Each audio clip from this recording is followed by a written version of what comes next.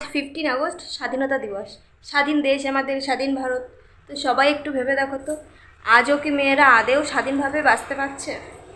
রাতের অন্ধকারে কত কিছুই না হয়ে যাচ্ছে, না পাচ্ছে রাতের অন্ধকারে মেয়েরা বাইরে বেরোতে। আর আবার আমরা বলছি যে আজ স্বাধীনতা দিবস, স্বাধীন দেশ। আশা করি তোমরা সকলেই কম বেশি আরজিকরের ঘটনাটা শুনেছ। আরজিকরের একটা হচ্ছে ওম্যান ডক্টর, তার নৃশংস দেহটা হসপিটালে পড়ে আছে, তাও সেমিনার হলে। তো তোমরা ভাবো যে আজ মেয়েদের জায়গাটা কোথায়। আর কিছু বলার নেই আমার। তা এর কি বিচার হবে, আর এর কি বিচার হবে, তো সবাই অপেক্ষায় আছে, আমরাও অপেক্ষায় আছি। তো চলো দেখা যাক এর বিচারটা কি হয়। 32 বছর বয়সী একজন মহিলা ডক্টর, তার নিথর দেহ পড়ে আছে আরজিকর হসপিটালে।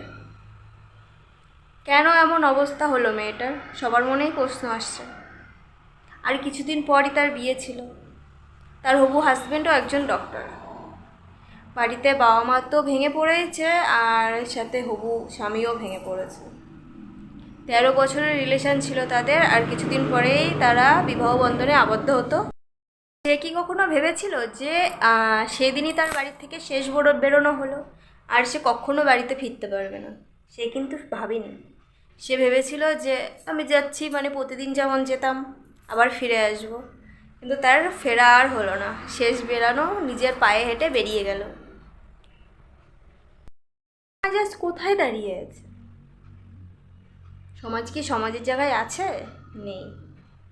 সমাজ যদি সমাজের জায়গায় থাকতো, আইন যদি আইনের মতো ঠিকঠাক কাজ করতো, তাহলে এমন ঘটনা কোনো বাবা মায়ের সাথেও ঘটতো না।